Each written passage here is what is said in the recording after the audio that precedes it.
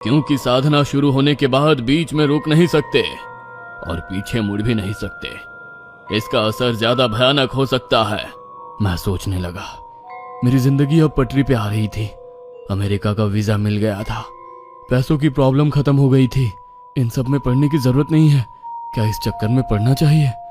बाबा ने फिर से कहा, जरूरत तो बिल्कुल नहीं है, तुमने ही जिद की, इसीलिए मैं ये सिद्धि तुम्हें देने आया था।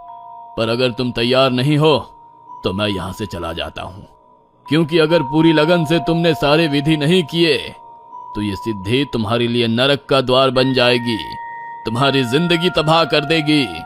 इसलिए फिर से सोच लो, अगर ये नहीं सह सकते तो लौट जाओ, यही हमारी आखिरी मुलाकात समझ लो।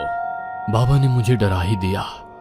एक तो पहले से मैं डरा हुआ था, पर अगर आज मैं डर गया तो एक बड़ी सिद्धि प्राप्त होने से मैं हमेशा दूर हो जाऊंगा।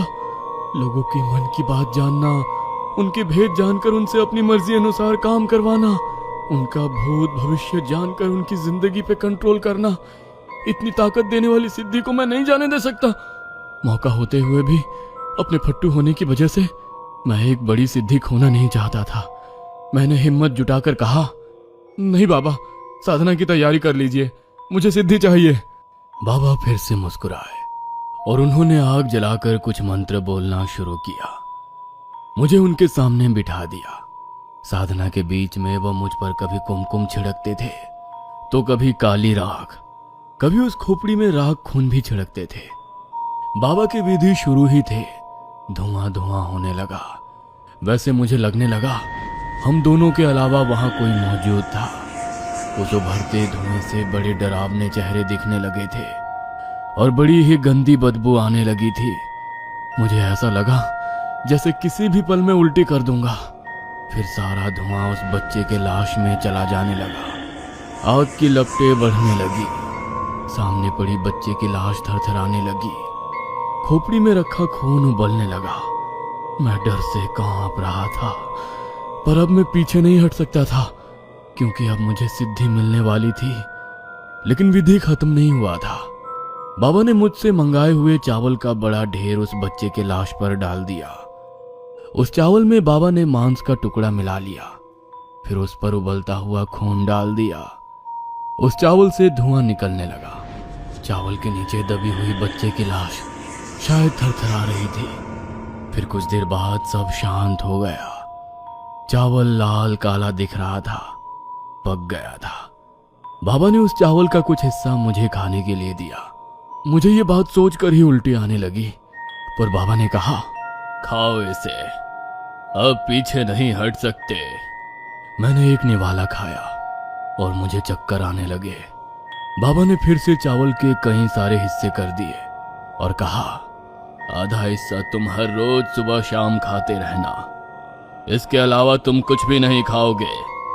अगले 8 दिन पानी को छूना भी मत, नहाना नहीं है और कुछ धोना भी नहीं है। और ये चावल का दूसरा हिस्सा है, वह हर दिन थोड़ा थोड़ा इस कुएं में डालते जाओ और देखो मछलियां कैसे खाती हैं। जिस दिन मछलियां चावल को मुंह लगाना बंद कर देंगी, उस दिन समझना तुम्हें सिद्धि प्राप्त हो चुकी है। यही हमारी आखिरी मुलाकात है, फिर हम कभी नहीं मिलेंगे। ये कहकर बाबा जोर जोर से हंसने लगे। मुझे चक्कर आने लगे और मैं बेहोश हो गया। सुबह जब जागा तो आसपास कुछ भी नहीं था, ना वो बाबा, ना उनका कोई सामान, बस दिया हुआ वो गंदा चावल सामने पड़ा हुआ था। अब वो कोई देख ना ले, इसलिए मैंने खंडहर वाले घर में जाकर वो छुपा दिया और अपने घर चला गया। मेरी हालत देखकर पिताजी डर गए। वो पूछने लगे, अरे क्या हुआ है तुम्हें मेरे बेटे?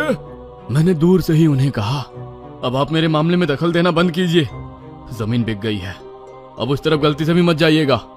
मैं आधे शहर के लिए निकल रहा हूँ, गुड बाय। ये कहकर मैं वापस खेत में गया। ये जरूरी था, वरना मेरे पिताजी मुझे ढूंढते हुए खेत में आ जाते तो सारा भांडा फूट जाता। खेत में आने के बाद मैंने चावल का एक छोटा हिस्सा मछलियों को खिलाने के लिए कुएं के पास जाने के लिए निकला, पर खेत वाले कुएं पे गांव की औरतें पानी भर रही थी। मेरे बाप के खेत वाला कुआं गांव वालों को देने की वजह से ये प्रॉब्लम हो गई थी। अब क्या करूं? उन औरतों ने देख लिया तो दिक्कत हो जाएगी। मैं वापस खंडहर वाले घर में आकर बैठ गया। तभी मुझे याद आया, खंडहर वाले इस घर में भी तो एक कुआं है। वो किस दिन काम आएगा।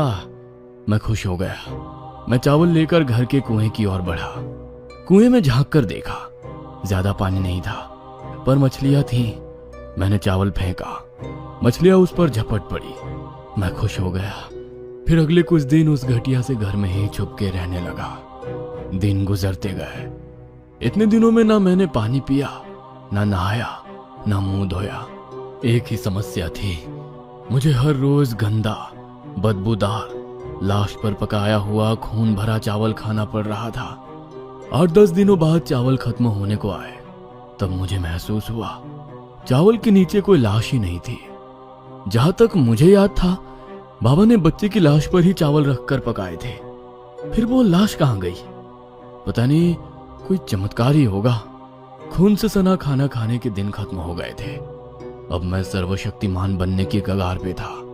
फिर आया 13वां दिन। उस दिन सुबह उठते ही मुझे बहुत भारी भारी महसूस होने लगा। ऐसा लगा जैसे मेरे पीठ या कंधे पर कोई बड़ा सा बोझ है। मैंने चावल का अंतिम हिस्सा उठाया और खंडहर के कुएं की तरफ गया। मैंने चावल कुएं में डाला और देखा तो हैरान हो गया। मछलियां आज चावल पर झपट नहीं पड़ी, बल्कि चावल से दूर भागने लगी। अचानक हवाएं बदलने लगी। मुझे लगा तूफान आ रहा है। मैं यहां वहां देखने लगा। मेरे बदन में गर्माहट महसूस होने लगी। कान नाक से खून बहने लगा। मैं डर गया। मुझे समझ नहीं आ रहा था कि मेरे साथ कुछ अलग हुआ है। मैं खंडहर वाले घर से बाहर भागने लगा तो अचानक मेरे पांव रुक गए। ऐसा लगा कोई मुझे खींच रहा है और खींचते खींचते फिर से उस खंडहर में लाकर मुझे पटक दिया गया। यह किसने किया? मुझे तो कोई दिख नहीं रहा था। मैंने दोबारा कोशिश की। फिर से मुझे किसी ने घर की तरफ खींचा। मैं परेशान हो गया। अब मुझे सिद्धि प्राप्त हो चुकी है, फिर भी मैं इस घटिया घर में क्यों पड़ा हुआ हूं? मुझे समझ नहीं आ रहा था। मैंने खिड़की में से खेत में खड़े एक आदमी को देखा और उसको अपनी तरफ बुलाया। उस आदमी को मैंने कभी देखा नहीं था, ना उसे जानता था। उस आदमी के जरिए मैं पिताजी तक मेरी खबर देने की सोच रहा था, पर जैसे ही वो नजदीक आया, मेरे मुंह से अजीब बात निकली।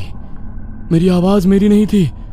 अजीब आवाज में मैंने कहा, बिरजू, यादव की बेटी के साथ तुम आज नहीं भाग पाओगे।